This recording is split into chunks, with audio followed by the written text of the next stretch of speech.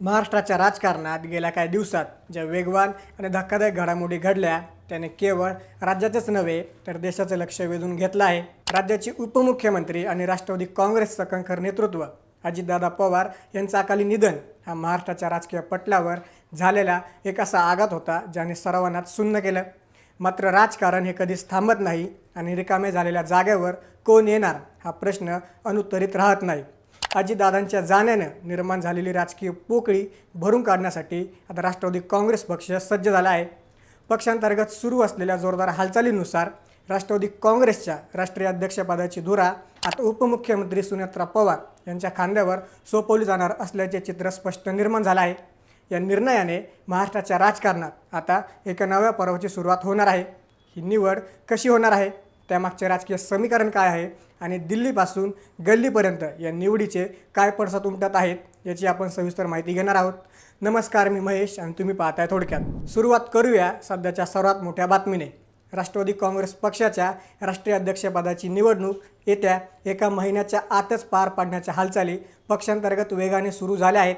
विशेष म्हणजे राज्याचे अर्थसंकल्पीय अधिवेशन सुरू असतानाच या महत्त्वाच्या निवडीवर शिक्कामोर्तब केले जाणार आहे. अजितदादांच्या निधनानंतर पक्ष कोण सांभाळणार यावर अनेक तर्कवितर्क लढवले जात होते. मात्र आता हे सर्व तर्क बाजूला सारत पक्षाने एकमुखी निर्णय घेण्याच्या दिशेने वाटचाल सुरू केली आहे. पक्षाचे राज्यातील पदाधिकारी आणि राष्ट्रीय कार्यकारिणीतील ज्येष्ठ नेते यांच्या सहमतीने सुनेत्रा पवार यांची निवड बिनविरोध होणार असल्याची माहिती मिळत आहे. ही निवड केवळ एक औपचारिकता नसून तो पक्षातील कार्यकर्त्यांच्या भावनांचा सन्मान मानला जात आहे. 31 जानेवारीचा तो दिवस महाराष्ट्राच्या इतिहासात एका वेगळ्या कारणासाठी नोंदवला गेला. दिवंगत उपमुख्यमंत्री अजित पवार यांच्या निधनानंतर निर्माण झालेली परिस्थिती सावरून घेत सुनेत्रा पवार यांनी राज्याच्या उपमुख्यमंत्रीपदाची शपथ घेतली. हा क्षण अत्यंत भावूक होता, पण तितकाच तो जबाबदारीचाही होता. सुनेत्रा पवार यांनी शपथ घेण्यापूर्वी पवार कुटुंबातील ज्येष्ठ सदस्यांना निरोप देऊन त्यांची संमती आणि आशीर्वाद घेतल्याचे समजते. हा भाग अत्यंत महत्त्वाचा आहे, कारण यातून पवार कुटुंबातील अंतर्गत संवाद अजूनही पूर्णपणे तुटलेला नाही हेच अधोरेखित होतं. अजितदादांच्या अपघातानंतर पंतप्रधान नरेंद्र मोदी यांनी स्वतः सुनेत्रा पवारांना फोन करून त्यांचे सांत्वन केले होते. हा फोन केवळ औपचारिकता नव्हती, तर त्यामागे दिल्लीतील वरिष्ठ नेतृत्वाचा सुनेत्रा पवारांना असलेला पाठिंबा देखील स्पष्ट होत होता. पक्षांतर्गत समर्थनाचा विचार केला तर सुनेत्रा पवार यांना पक्षाचे अध्यक्ष बनवावे ही मागणी आता जोर धरू लागली आहे. सुरुवातीला ही मागणी काही आमदारांकडून करण्यात आली होती, पण आता पक्षातील प्रमुख पदाधिकाऱ्यांनीही ही मागणी उचलून धरली आहे. राष्ट्रवादी काँग्रेस पक्षाच्या सांस्कृतिक सेलचे अध्यक्ष मंत्री बाबासाहेब पाटील यांनी या मोहिमेचं नेतृत्व करत पक्षातील 30हून अधिक प्रमुख पदाधिकाऱ्यांच्या स्वाक्षरीसह उपमुख्यमंत्री सुनेत्रा पवार यांना पक्षाचे अध्यक्ष बनवावे अशी अधिकृत मागणी केली आहे. त्यांनी हे समर्थन पत्र पक्षाचे वरिष्ठ नेते सुनील तटकरे आणि प्रफुल्ल पटेल यांना पाठवले आहे. केवळ पदाधिकारीच नाही, तर राष्ट्रवादीच्या 30हून अधिक आमदारांनी देखील सुनेत्रा पवारांनाच अध्यक्ष करावे असे समर्थन पत्र दिलं आहे.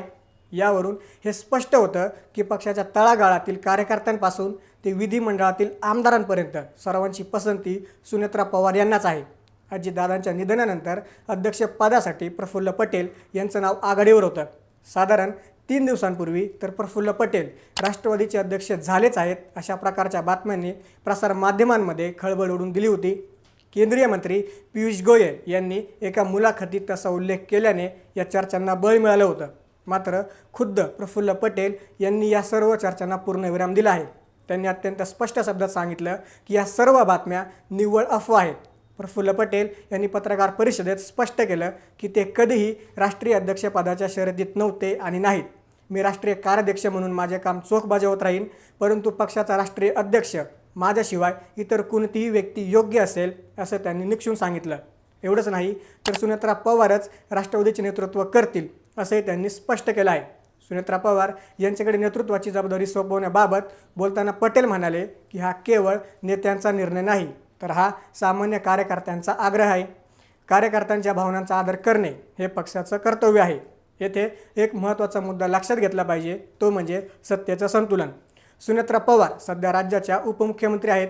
ज्या प्रकारे अजितदादा उपमुख्यमंत्री असूनही राष्ट्रीय अध्यक्ष होते आणि पक्षाची धुरा समर्थपणे सांभाळत होते, त्याच धर्तीवर हे पद आणि अधिकार आता सुनेत्रा पवारांकडे जाणार आहेत. एकाच व्यक्तीकडे सत्ता आणि संघटना या दोन्ही चाव्या राहिल्याने निर्णय प्रक्रिया वेगवान होते हा अनुभव पक्षाला आहे. त्यामुळेच प्रफुल्ल पटेलांनी स्वतःला अध्यक्षपदाच्या शर्यतीतून बाहेर ठेवण्याची भूमिका घेतली आहे. स्वतः प्रफुल्ल पटेलांनीच आपण अध्यक्ष होणार नसल्याचे स्पष्ट केल्याने आता अध्यक्षपदाचा मार्ग सुनेत्रा पवार यांच्यासाठी पूर्णपणे मोकळा झाला आहे. येत्या अर्थसंकल्पीय अधिवेशनाच्या काळातच या निवडीची प्रक्रिया पूर्ण होईल असे संकेत मिळत आहेत. हा काळ राजकीयदृष्ट्या अत्यंत संवेदनशील असतो. अशा काळात पक्षाला खंबीर नेतृत्वाची गरज असते. सुनेत्रा पवार यांनी उपमुख्यमंत्री पदाची शपथ घेतल्यापासून आपल्या कामाचा ठसा उमटवण्यास सुरुवात केली आहे. आता राष्ट्रीय अध्यक्षपद स्वीकारल्यानंतर त्यांना पक्षाच्या विस्ताराकडे आणि संघटनेच्या बांधणीकडे विशेष लक्ष द्यावं लागणार आहे. अजितदादांनी उभा केलेला हा पक्ष आणि त्यांनी जपलेली कार्यकर्त्यांची फळी आता सुनेत्रा पवारांच्या नेतृत्वाखाली काम करेल. एकूणच परिस्थिती पाहता राष्ट्रवादी काँग्रेस पक्ष एका मोठ्या स्थित्यंतरातून जात आहे. अजितदादांची उणीव कधीही भरून न येणारी असली तरी सुनेत्रा पवार यांच्या रूपाने पक्षाला एक सक्षम आणि संयमी चेहरा मिळाला आहे. दिल्लीतील वरिष्ठ नेत्यांचा पाठिंबा, राज्यातील आमदारांचं समर्थन आणि कार्यकर्त्यांची भावनिक साथ या त्रिवेणी संगमातून सुनेत्रा पवार यांची राष्ट्रीय अध्यक्षपदी निवड होणे आता केवळ औपचारिकता उरली आहे. आगामी काळात त्या पक्ष आणि सरकार या दोन्ही आघाड्यांवर कशा प्रकारे काम करतात हे पाहणं रंजक ठरणार आहे. महाराष्ट्राच्या राजकारणातील एका मोठ्या अध्यायाची ही सुरुवात आहे आणि त्याचे साक्षीदार आपण सर्वजण असणार आहोत. सुनेत्रा पवार यांच्या दिल्ली दौऱ्याकडे आता सर्वांचं लक्ष लागून राहिलं आहे. तिथे होणाऱ्या चर्चा आणि त्यानंतर होणारी अधिकृत घोषणा याकडे केवळ राष्ट्रवादी काँग्रेसच नाही तर संपूर्ण महाराष्ट्राचं लक्ष वेधलं आहे. या राजकीय घडामोडींमधून हे सिद्ध होतं की वारसा केवळ रक्ताचा नसतो तर तो विचारांचा आणि कृतीचाही असतो. अजितदादांचा राजकीय वारसा पुढे नेण्यासाठी सुनेत्रा पवार सज्ज झाले आहेत आणि पक्ष त्यांच्या पाठीशी खंबीरपणे उभा आहे. या नव्या नेतृत्वाचे स्वागत करण्यासाठी आणि पक्षाला नवी दिशा देण्यासाठी राष्ट्रवादी काँग्रेसही सज्ज झाली आहे. हेच या घडामोडींचे सार आहे. याबद्दल तुम्हाला काय वाटतं? सुनेत्रा पवारांनीच राष्ट्रवादीचे अध्यक्ष व्हायला हवं की अजून दुसरं कोणी? तुमचं मत खाली कमेंटमध्ये नक्की सांगा आणि अशाच राजकीय घडामोडी जाणून घेण्यासाठी थोडक्यातला नक्की सबस्क्राईब करा.